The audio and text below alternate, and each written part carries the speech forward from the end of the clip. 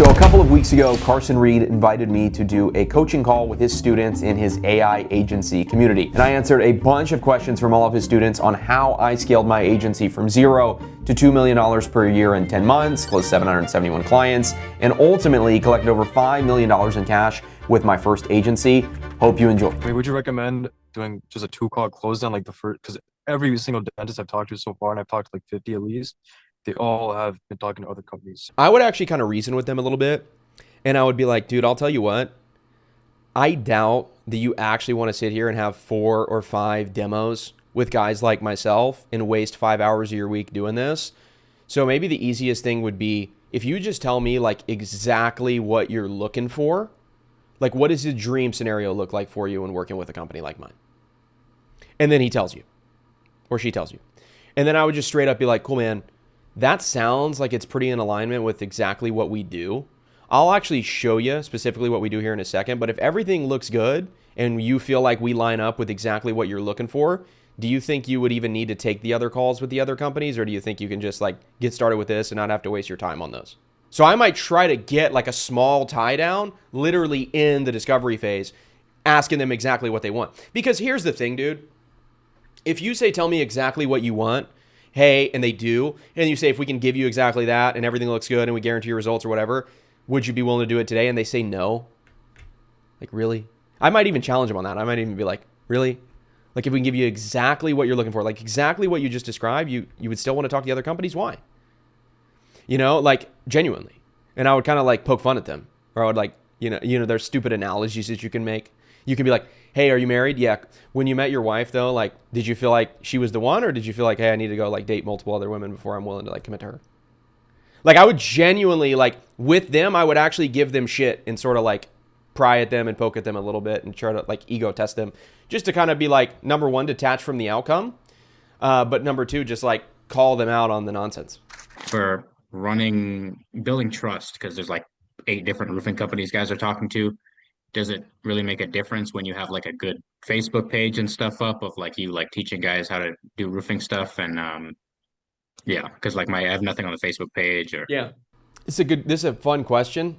It's like, bro, I planted you for this to ask this question because that's hilarious that you're asking this. Because this is like a kind of a central thesis of stuff that I talk about, which is basically, dude, in any model of business in history, right? If we decide, like, let's say, where do you live? Canada, Alberta. Okay. Let's say we go to Alberta and I'm hanging out with you and I'm like, bro, let's go eat dinner. What are we going to do? We're going to look up steakhouse near me and we're going to look which steakhouse looks the best. And that's the one we're going to go eat at, right? We would have to be literally insane to just pick some random steakhouse and just go there, like, before looking it up, right? This is how we make decisions. So if we're going to think like that, purchasing a steak dinner, a $50, $80, $100 steak, how much more are people going to do that if they're purchasing marketing or AI or whatever services that cost tens of thousands of dollars, right?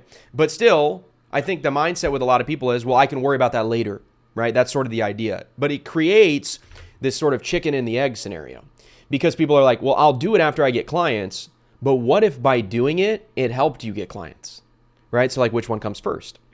And so I think about this all the time. This is something that I talk to my clients about and something that I'm pretty big on, which is, yes, I think you should look good online. I don't think that means like, don't take this to the extreme where you say like, okay, now I'm going to be a full-time content creator and I'm going to spend $50,000 on a website and I'm going to like create content on Facebook and Instagram all day and like try to be the next personal brand in my space. But I do think it's worth saying, yes, I am going to have some nice looking branding. I'm going to have a name that actually sounds good. The name of our agency was Lead Jolt. Very concise name. People liked the name. Sounds good. It was a good domain. Our branding was good. It was congruent. It was adjacent with what we did. And so I think these are trust signals that help people want to work with you when you look good online. And so I think that means your Facebook page, your Instagram page, your website. I'll tell you something that's kind of interesting. And when I kind of tested this out, I learned this. We were running at one point like $2,000 a day worth of ad spend. And we had a different calendar on our ads funnel than we did on our website. And so we're running all of this $60,000 a month to our ads funnel, right? You have a different funnel than you do your website. And we kept getting all these website bookings website bookings. And I was like, we're not running any traffic to our website bookings. Like 50% of our bookings are coming to our website. Why? Well, it's obvious, dude. People are looking you up online. So they see the name of your agency and then they're like, oh, this shit's probably a scam. Let me look this up really quick. And then it looks good and they're like, oh, maybe this is not a scam. I'm going to book a call. This is cool. And so I think people do that all the time. And you don't know. That's the thing. It's sort of something that's happening without you even knowing. So you might be cold messaging or cold emailing someone and they might be like, oh, this is interesting. Let me look these people up. Looks like a scam. Next. They don't email you and say, hey, Joshua, I think your agency's a scam. Like, talk to you later. They just don't respond. And so I think that right now we're in an age of information and we try to get as much information as we can before we speak to somebody, right? Do we not all do this to some level? Like, does not everybody here, how many of you guys actually want to get like on a sales call or be in a sales interaction with another salesperson? If you're going to buy a car, aren't you going to say, okay, here's the kind of car that I want. Let me do a little bit of research on the car. Let me watch a few videos about the car and then show up and be like, hey, this is the car that I'm looking for. Let's try to make a deal. Or do you want to like go and spend 7 hours at the car dealership and like have the guy explain to you all the features and stuff, right? And so we sort of like get a lot of the sale done before we speak to someone. And so I think your agency prospects do that too. So I think they're going to look you up. I think they're going to try to learn more about you. And I think that means that, website, brand, maybe even some press articles. None of this stuff is crazy expensive, by the way. And it can do very well for you. We actually got published in this one article on a big real estate website. And it was called Inman. It was like the #1 real estate website. I remember this. And I remember seeing yes, this. This was huge because I got for us. published on a few as well. I think I got like Fox Business or some bullshit. Yes, there's random ones like Fox, Yahoo Finance. There's press packages that you can do. But I actually cold emailed this website and said, hey, I want you guys to feature us and talk about our agency. And this was like the #1 real estate publication, and they did it. And they do like a tech review. It was like one of their things, and they index like #1 or #2 on Google. And I think legitimately we got 50 clients from it, like directly, like people just reading it and being like, oh, this is legit, because it's just trust signal. Like people don't know that you paid $500 to get placed in 6 articles, like they don't know that. Your prospects, if they're roofers or whatever, they're not super sophisticated. They don't know like, oh, Josh paid to be in Yahoo Finance. Like it's one of those looking things. at the page at least though on Facebook, right? Like 100%. All there's definitely levels to this, right? So there's like your Facebook, your Instagram, your LinkedIn, your website, your digital footprint as a whole. Do you have any content there? Like is the page just completely empty? And with AI, like it brings the barrier to entry way down. And so I would say like this is all stuff that's worth thinking about. Don't like go crazy on it and spend all your time on it, but it's definitely worth thinking about. Okay, yeah, because I was trying to like find the fine line between like doing nitty-gritty stuff that doesn't actually make money versus like, oh, this is gonna get me more sales calls. Yeah, and you just have to get good as a new agency owner of identifying what directly makes you money, like what activities directly make you money, and then what activities indirectly make you money, right? And so like directly running ads, doing outreach, etc., that's all simple.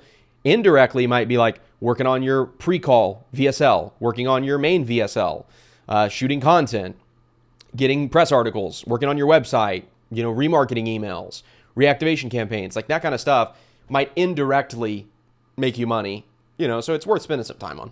Like my main bottleneck, I'd say right now is we're having trouble converting our clients' leads into like booked appointments. Yes. Because right now our fulfillment is basically us calling all our clients' leads, because we used to have an AI caller, but our clients speak French, so they're like AI works really bad, so we started calling them ourselves. I've implemented the SMS AI that texts them, have conversation. The results are okay, but it could be better. So I'm wondering what are other things can I do that are scalable? Because as soon as we have like 2 or 3 clients, we won't be able to call all the leads ourselves. Yeah, how much are you doing per month right now? Or are you kind of just in startup phase? We're starting. We have 2 clients right now, and like we're starting to grow. Okay. I guess I'm curious. Specifically, you're going to have to get somebody to call your clients' leads who speaks French. So like, do you think that at scale, the economics of that will make sense? Like you'll be able to pay a French person and like still make money? Yeah, we can definitely, it can work, but it would be like a lot of work. We'd probably need a lot of employees once we have like multiple clients. because calling all of these would be a lot of work. So I'm trying to see if there's other ways like email campaigns or like the AI SMS bot or other things like that to nurture like the leads into appointments other than human callers. And even if human callers, it's a good solution, it works. I'm just wondering like, what are the options? Yeah, I mean, that's what I did at my agency. We did call center with human callers, so it can definitely work. It's hard to manage and it's not easy. I would say you want to make it premium. Like you don't, like if you're going to do that service, you want to make it a premium service. I would test a little bit of everything though. Like, what we did was we didn't just like go deep on one platform. We would do text and email, and we'd call the leads as well, which kind of just like stacks the value, just makes the client feel like they're getting tons of stuff by working with you. But I would say I would just test scripts, dude, because like the more you test the scripts, the more of a kind of system you're going to get down for it. And also you might actually be in a market where people just don't answer the phone, right? So like maybe in France, like, I mean, for me personally, I can't tell you the last time I like picked up the phone when a stranger called me that I didn't have their number saved, right? I barely pick up the phone when people that I have their number saved call me. So it might genuinely just be like, hey, let's test some text, let's test some email. And this is probably not the answer that you expected, but I would also just try to sign more clients. Because the more clients that you sign, the more people you can just test with, and the more you can learn and put out different iterations and testing and things of that nature. Because like if you only have one client, there's really only so much you can test. That one client only has so many leads. You can only do so much variation and emails. And let's say you have 3 different emails that you test out. I mean, that means every 3 clients or every 3 leads your client gets, as an example, each one of those is going to get 1 email. So how many do you actually have to generate for the client for you to actually be able to test things?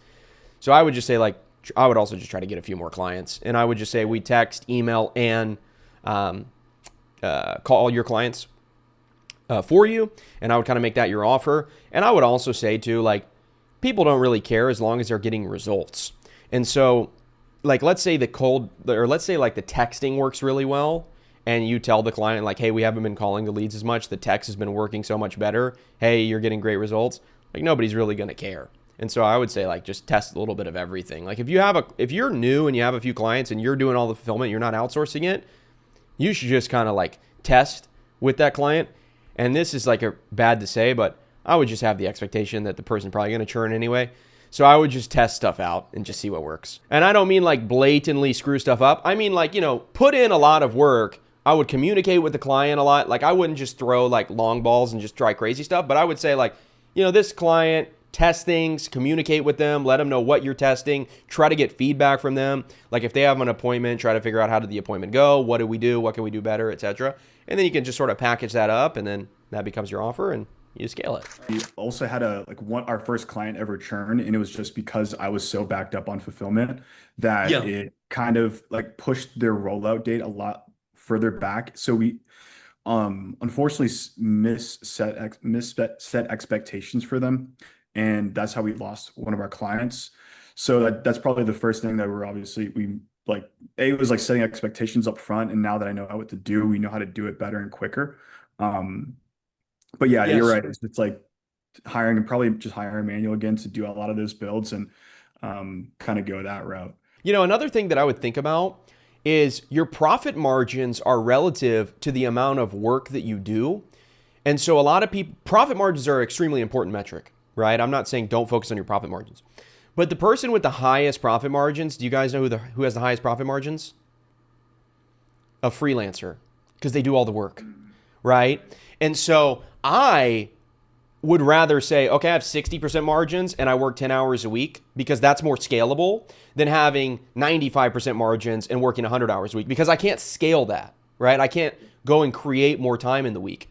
And so I would say for you, like you're going to be at a point where you might have to sacrifice some margin, but because you sacrifice the margin, you make it back in volume. And so I would just say like your margin's going to go down. It's a temporary thing that you're going to do, but you're going to open yourself up for so much more, and then it pays for itself because you might not have it's one of those questions of, okay, do you want to have 60% margins and make $100,000 a month, or do you want to have 90% margins and make $30,000 a month? It's, when you think about it from that perspective, it's like, well, duh, obviously the first one, but it's scary because you haven't had to do it before. But it's like, as you scale, what got you to a certain point is not going to be the thing that gets you to the next point. So This is like just basic constraints, you know, like this is nothing to worry about. I guess it's kind of a basic question, but like I've been running my agency for like about 7 months now. I have like two clients, but one was more like a one-time thing, and the other one was also kind of a one-time thing. Like one was a website, and the other one was a photo shoot. I just want to like figure out like more go on in deep into the service that I actually want to do, like what Carson is like proposing to us. Yeah. And so my question is, should I niche down on a specific niche, or should I go wide and just try to outreach everyone? And also, like, what kind of outreach would you say would be like maybe the best to start with? Or You're like, this is a basic question, but it's actually not a basic. It's a pretty in-depth question. So, what I would say, dude, first and foremost, I mean, Carson can tell you if he knows anybody on the contrary, but everybody that I know that's done 7 figures has been niched down. Do you know anybody, Carson, who's general? No. Here's what you might see. You might see an agency that got so big that they're not general anymore, and they like, you know, they serve 5, 10, 15 different industries, but they normally started with one, right? And so I would say it is super helpful because you can be really specific in your marketing. I guarantee you Carson would echo the same thing, which is because they picked very specifically who they were going to work with, that made everything easier, right? Because you can be more specific in your marketing, in your sales process. You can systemize more, right? You can have a slide deck that you use every single time. You know, your website can be very specific on who it talks to. Your marketing and your ads can be very specific on who they talk to. You start to also learn the language of who you work with, right? So, you know, it's been a while since I've talked to a realtor, and I was actually talking with a guy today who I'm working with one-on-one, who's targeting realtors as well. And as he was talking to me about realtors, I started to realize, like, dude, I know so much about realtors. You know, like, they take 2.5% commission or 3%, and they work with these brokerages, and they take these splits. And what were we talking about? Cap. There's a thing in real estate called hitting your cap. And when you exceed it, you're 100% commission, and it resets every year. And it's just all this random stuff that I haven't thought about in a few years. And it's just like all of it came back to me because we were so specific. But how much better does that make my marketing? How much better does that make my sales process when I know, like, this is exactly who I'm looking for, right? I think it makes it so much easier. And so I would say, like, pick one, start to work with them. You might have to pivot, by the way. Like, you might not always work with them. That's totally okay. But I would rather you start with one, maybe see, okay, this is not the right niche for whatever reason, then pivot to another niche. But it makes all your outreach, all your scripting, all your calls, everything so much easier. But I know the mindset's like, I don't want to potentially block anyone else out. Like, I don't really want to say no to somebody, which is understandable. But the way that I would kind of think about it and ponder on it would be, by being specific, you're going to get that much more.